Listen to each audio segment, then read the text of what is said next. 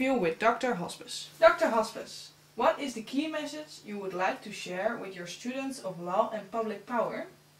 The message I would like to share with my students of law and public power is that the study of law in society is both extremely intriguing and relevant. And can you explain? Yes, in the first place, the intriguing part. Well, the thing is, law can have two sides. Law can both contribute to development, contribute to justice and environmental sustainability, but also quite the opposite, to underdevelopment, to inequality, greater inequality, and also to environmental degradation. Law has two sides, so it can consolidate situations, conserve, but it also can lead to change. This is the exciting part of law in society, and our questions in this field are exactly about how can it be that in some situations law has contributed to development or to greater social justice and environmental sustainability, whereas in other places, in other circumstances, somehow law has not contributed to development, to social justice and environmental sustainability. Of course, you'd like to study that in two ways, looking back at history, at society as it is now, but also in terms of the future. And this leads to the question, how can law contribute in a positive way to development and to social justice and greater environmental sustainability? Yeah, that's the intriguing part.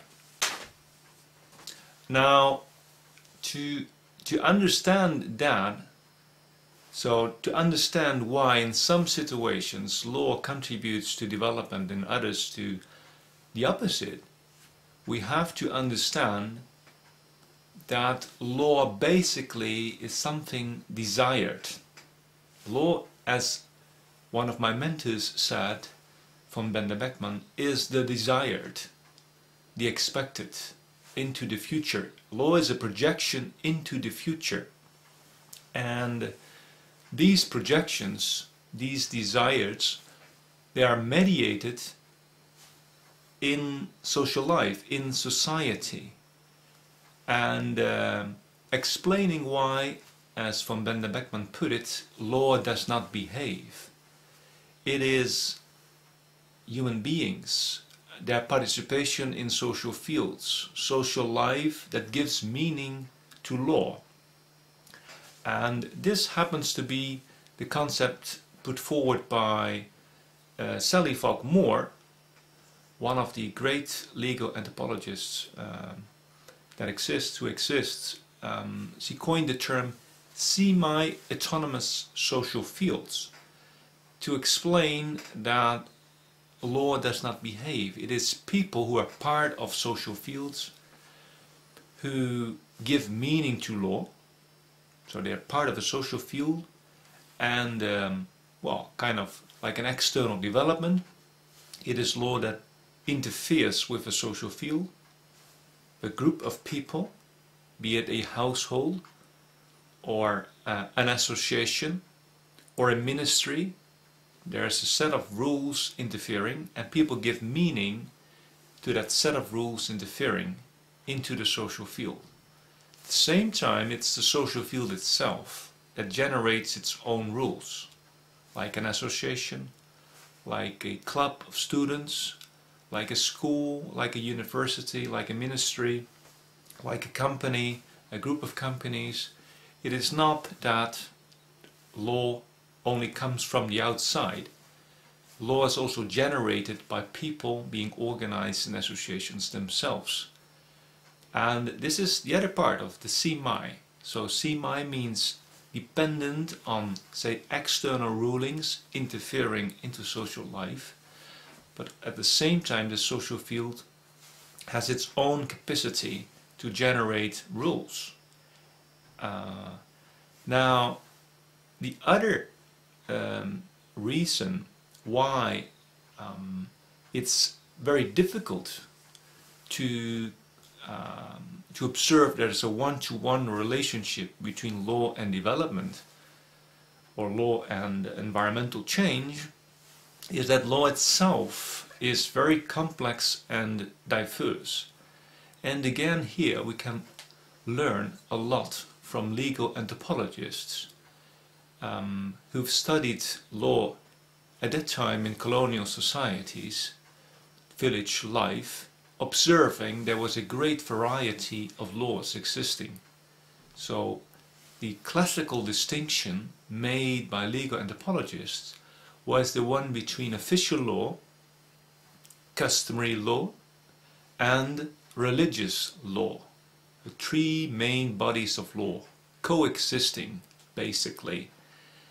And this distinction, though at first sight may sound a bit outdated, is extremely relevant also for today. Mind you, the discussions on the organization of government in Islamic countries. What should be the guiding principles for the government? Mind you, discussions about special schools in the Netherlands. The discussion on the role of Islam also in the Netherlands. So the importance of that distinction between religious law and customary law and official law is extremely relevant and applicable into today's world.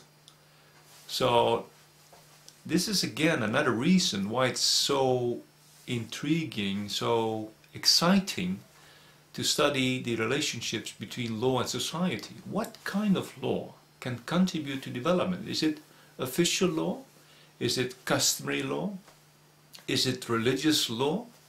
Or under what conditions religious law can contribute to development, and under which conditions it does contribute to exploitation, to marginalization?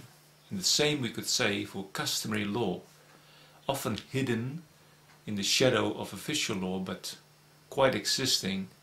And of course official law, whether global laws, European laws, national laws, some situations, global laws, like for instance those of WTO, they contribute to development. In other places, in other situations, depending on the specifics of the global laws, they contribute to greater inequality. They contribute to degradation of the environment. We have to understand the role of law as it contributes to either, as I said, development, social justice and environmental degradation, or the opposite. And this is not just an academic interest. Most of our interventions, whether these are on state, on the environment, what have you, they're packed into law. Law is being used as an instrument to contribute to development, to social justice, and to environmental change. So, in my view, the question on law and its role to these processes is key, and has an extreme relevance for today's problems.